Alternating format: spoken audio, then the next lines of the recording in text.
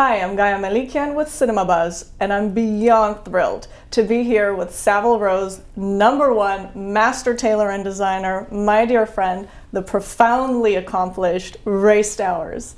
Hi Ray, how are you doing today? I'm great, Guy. How are you? Wonderful, thank you. Thank Good. you so much for joining us all the way from London. We're truly very lucky to have you here in LA. It's great to be here. Thank you. Ray, why don't we start by your telling us about the infamous Savile Row and the true definition of bespoke. Savile Row has been around for hundreds of years, okay?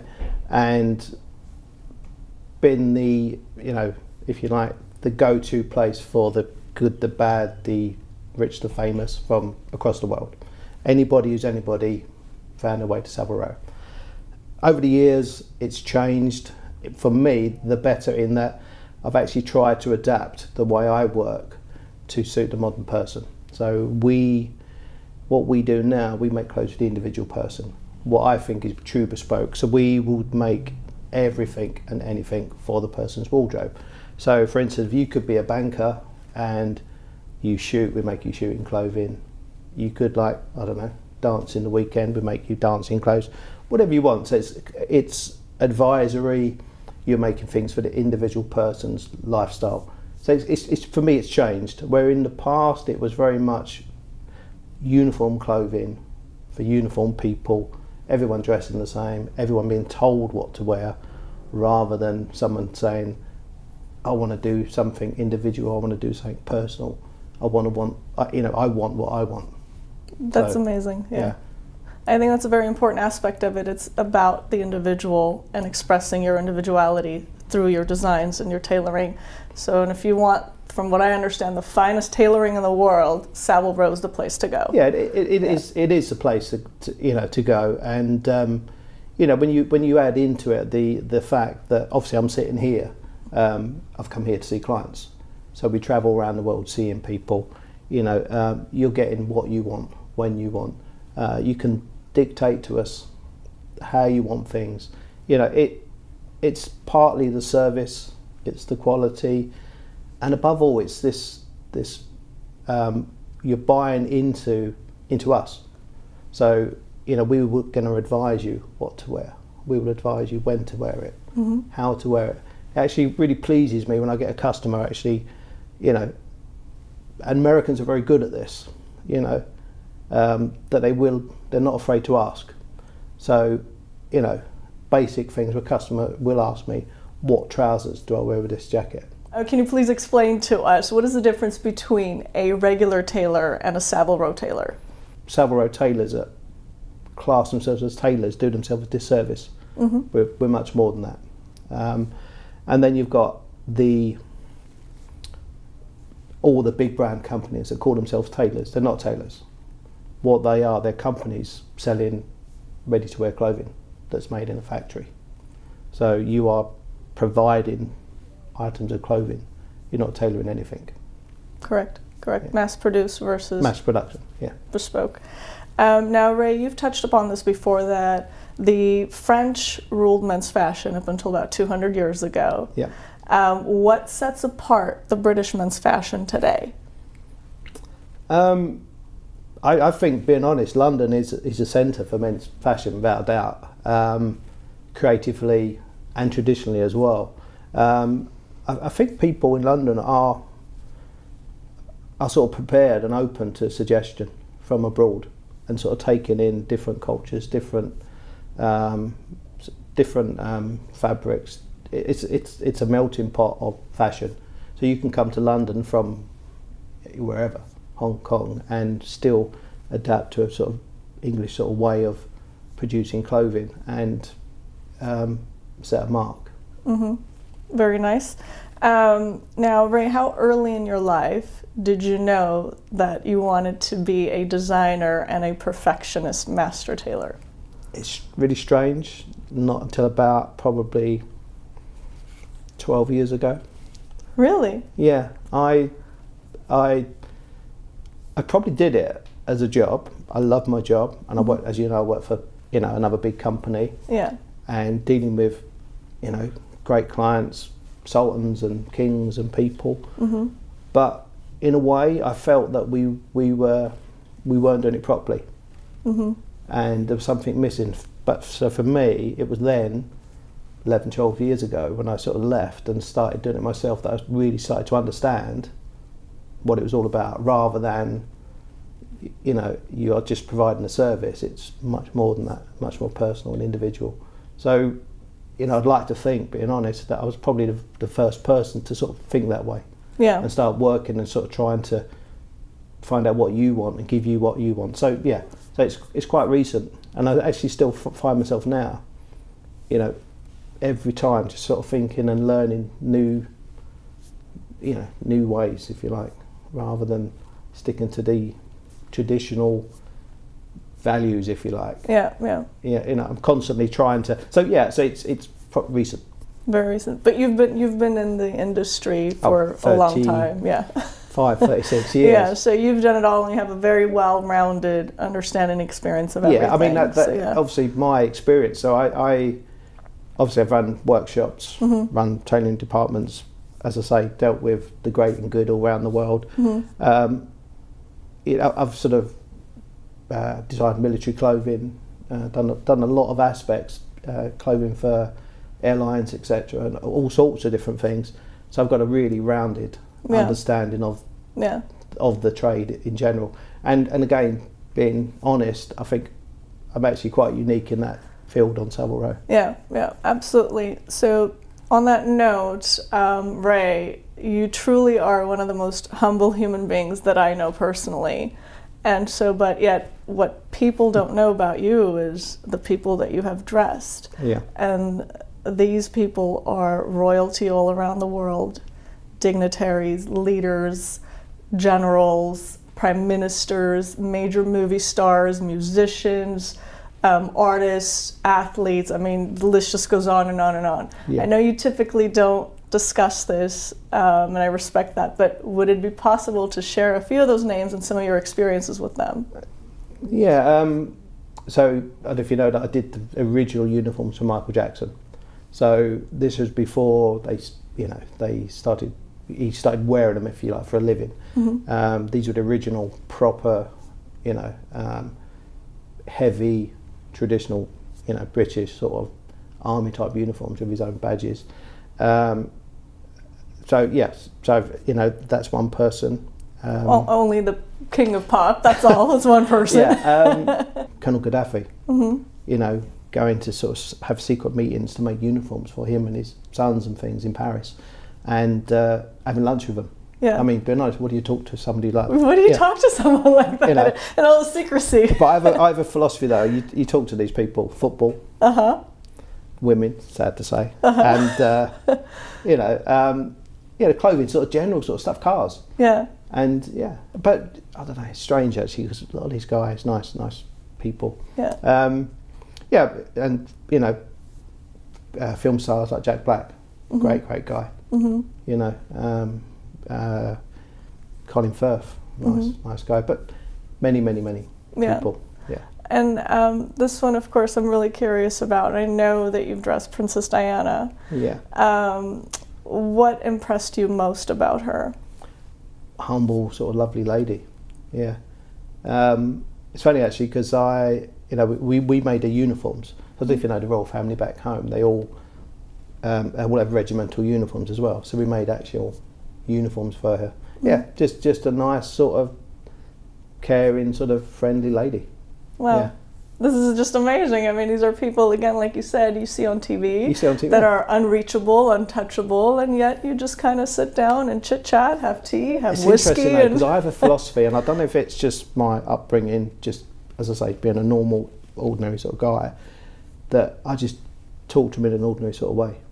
That is the key ingredient. Yeah. It is. You don't, they're just people. Exactly. Flesh and blood. Exactly. Yeah. I truly agree to that, because they are just normal people. They just happen to have this amazing job. Actually, I'll tell you just one amazing. I used to deal with the Tyrell family as well. Okay. Now that is interesting. And? Well, because they in Thai culture, they are like gods. Okay, so with these guys, nobody says no. Wow. So no one has an objective opinion. So it's just like everything. It's just literally, I want you can have. Right. And that includes us. If he wants to see you this afternoon. Yeah. And how do you get from London to Thailand? And you teleport. That's what you do. But great times, because I'd go there for like a week or something and just see him for half an hour. Wow. I can't do that now. Right. I'm too busy. But again, nice people. Yeah. Talk about cars, whatever, and yeah. Works every time. Wonderful. It's fabulous. By the way, for those of you who don't know, Savile Row is a street in London. Should have said that earlier, but now, right. What I prefer to describe you as is the avant-garde disruptor of Savile Row. Okay. And this is because you decided to shake things up with your son Chris about 10 or 12 years ago. Can you please tell us about that? Yeah, as I was saying earlier, I got fed up really of not being able to do what I wanted to do and give people the service. Mm-hmm. Like every big business, there's a bottom line. Right. And to run a bespoke business and to give a customer the service, you can't think of the bottom line. You have to think of the long term. You have to think of, being able to produce everything in their wardrobe. You have to think of, them going out and being, over the moon with what they've got and telling people, people seeing, people asking, and obviously that's how we build up our customer base. So. Yeah, it's been a sort of tough sort of journey doing what we do because it's not easy because it's obviously it's very expensive to do what we do. The rents in Savile Row are a lot of money. The wages are. So it's actually a very, very difficult business. Right. And you can't. And this is obviously why big companies, are changing the way they work. For us, it's a necessity. Yeah. If you're going to run a luxury business, you've got to run it as a luxury business, so you can't count the pennies. Yeah. And my aim, if you like, is to make us the one and only sort of luxury bespoke tailors, because at the moment one doesn't exist. Yeah. Right now, fun fact, Mr. Stowers, you also have your hands dipped in a lot of major Hollywood movies, just to name a few, like the Bridget Jones's Diaries, Gulliver's Travels, and my favorite, Kingsman. I mean, you designed some of the slickest suits for Colin Firth and Sam Jackson. What do you love most about working on set and dressing these leading stars? It's interesting actually because when I do it, I'm treating them as a paying customer, okay, in the same way. And when you're dealing with these people, the good ones, the good actors, if you like, so someone like John Hurt. I remember when I did a film called 44-Inch Chest, small British film. And when I went and saw him, he got in character. And then Ray Winston got in character. So you're actually making the clothing for the character, not for the person. Oh, that's interesting. Yeah. And funny enough, Sam Jackson did it as well for Kingsman. So their method acting goes even in the wardrobe. So he explained what his character is, what the film's about, what the goal is, what they're trying to achieve. So you're making for that person. Yeah. And it's so, you're bypassing that sort of, you're just providing the uniform. Right. You're making something for that person. Yeah, and that's something I've learned over time. Yeah. That it's more than just going through the motions. You're actually engaging with them people. That is so much more fun and effective. Yeah, of course. Because you literally make it, you're like in a fantasy world a little bit, you know, with this character. I didn't know that. That's fantastic. Yeah. So why do you think fashion and wardrobe are essential in cinema? Oh, I think it's critical, really, for people to look good. I mean, not only for us, they are, they're portrayers of, how people want to dress, how people want to be seen. So, strangely enough, I spend my life looking at people dress badly, and rather than people dress good, I can spot something bad a mile off. Right. Same with films. you do see the films where people are dressed badly or Yeah. things are wrong or something. Yeah. I spend my life being critical, I'm afraid. Yeah. Yeah, quite. Well, your job is to fix that, so you'd have to find, where the bad is to fix it. So for me, there was no excuse Yeah. for them to look bad. There's plenty Yeah. of people out there to, Yeah. to do it right. I know on the music side, though, you've also worked on award ceremonies like MTV show, and you designed for Russell Brand, right? Yeah. Funny Yeah. enough, brought up in the next little town to me. Oh. So he's Oh. an Essex person like Okay, myself. well, there you go. But yeah, again, lovely guy. Now, Ray, I know that you cringe at the sight of ill-fitted suits. Yep. You just touched upon that a little bit ago. And it doesn't matter to you if it's royalty, a celebrity, or a private business mogul. Talk to me about this pet peeve. To me, my biggest problem is not with the person, Uh-huh. it's with the people that sell it to them. Okay? Now, for me, I won't name the shops, obviously, Yeah. but you could go to Bond Street in London, which are the same shops in Beverly Hills or New York or whatever, and you buy a suit from a salesperson. Okay? So this person is selling you a suit. They're not providing a service. So they'll sell you, what you think is right. So there's, again, no objective opinion, no one advising you.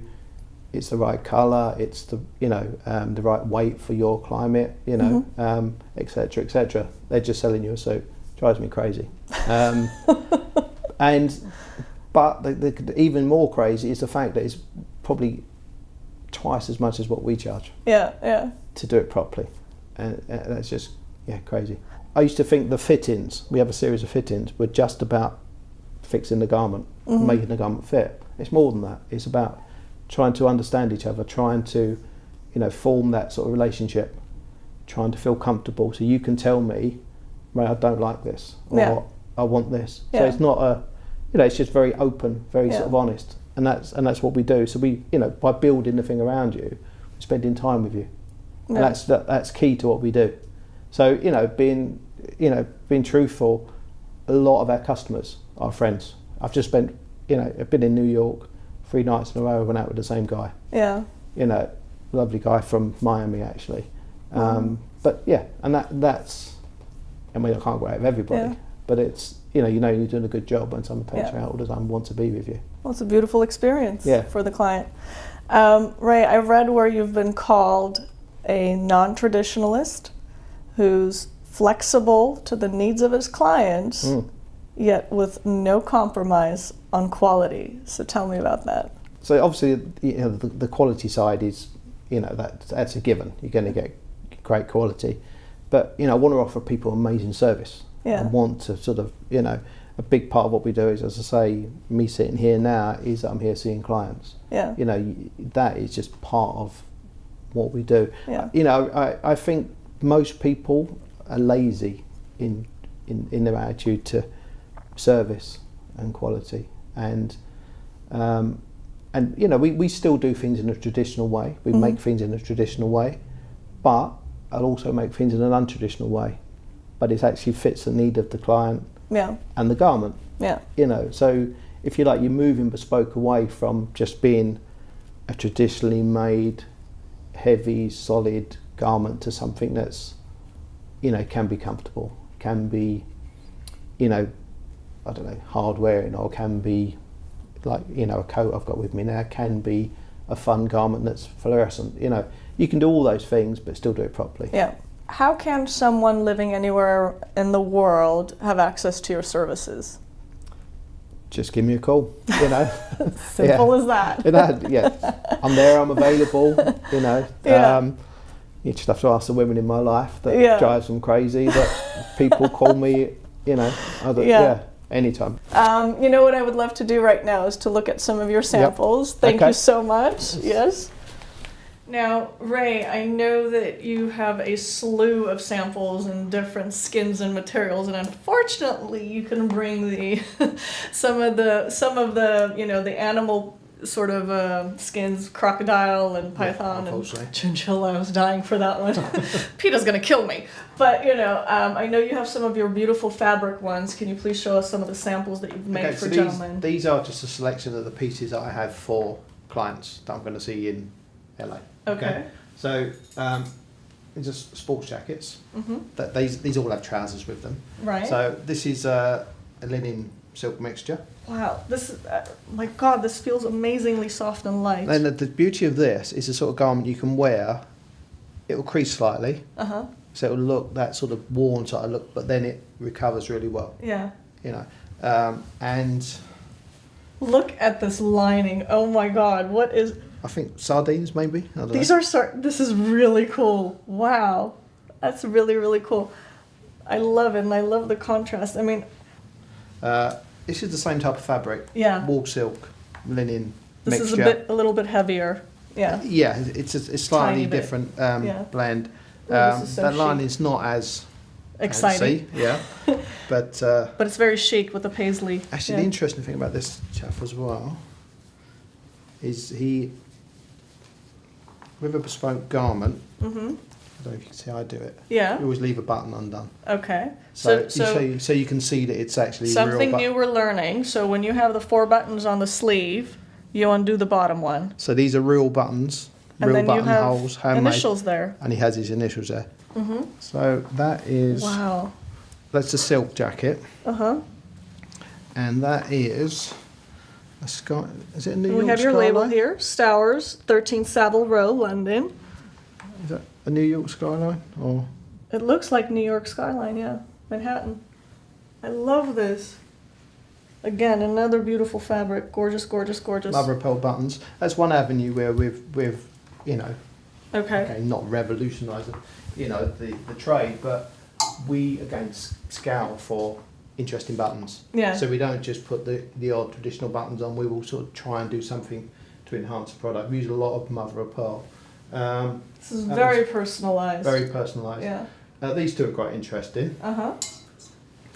This is for a Wow. guy down in Miami.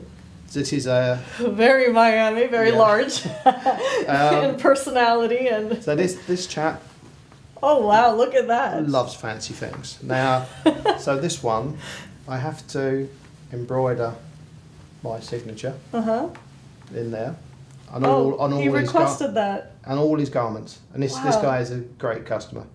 That's Um, amazing. so- That's your signature embroidered. Yeah, this is very, very tropical. Again, Oh, I know this fabric, yeah. so you've told velvet me buttons, velvet collar. Yeah. Same chap with the embroidered. I love it. And what's this down here? Initials. Sorry, I forgot that one. His initials. Yeah. This is super personalized. I love it. This fabric's interesting. It's a woolen fabric, Mhm. sort of medium weight. You can wear this Yeah. most of the year. But it's got I don't know if you can see it on camera, but it's got a fluorescent thread running through it. Yeah, he's shown me. If you turn off the lights, you literally get some glowing threads It will in glow in there. the dark. So just above the purple Yeah. is a fluorescent thread. We make him jeans. Look at So that. we make everything for this. Yeah. This. And this is size his water. initials. That's his. Yeah. So we've developed that sort of little crest. JLL. Yeah. JL. Okay. These are fittings. Mm-hmm. So when I sort of mentioned earlier about building something around the customer, so we measure them Okay. and we make a fitting like this. Right. And gradually we'll build this around the person, try it on 3 or 4 times. Each time it becomes more constructed Yeah. until it's Now, Yeah, this finished. with all the stitching, is this the first This is the fitting? first fitting, Okay, yeah. so this is the first one. yeah. Look at that. It's a lot of work. Wow. Very and intricate. all this gets pulled apart, Yeah. laid flat, we alter the pattern, etc. Until it's Wow. right. Very intricate, very detailed. This is also actually. So again, that's actually a really nice pattern. Oh, this is beautiful. Very nice. And so, I'm sorry, these colors here with the lines, was that for the lining later? That's just literally, yeah, that's just actually covering the raw edges Oh, okay. until it's made. Okay. This is a lot of detailed, thought out work. My God. As to say, you know, again, something I've learned, it's not a fitting. Yeah. You are constructing it around the person. Yeah, Couple and you of have ladies' something pieces for here. me. Okay, so this is for another local lady here. Uh-huh. This is a fitting jacket for her. Okay. Okay. Wow. Which you need to try on, but Yeah. this is her first Fitting. finished garment here, Okay. which I'll show you. Okay. So this is just a blazer. Okay. Not made for you, Love this. but she's actually a very similar size to you, actually. Oh, this Do is you wanna- beautiful. Do you want to try it? Of course I do. Are you kidding me? Wow. Feels so nice. Ray? Let me have a look.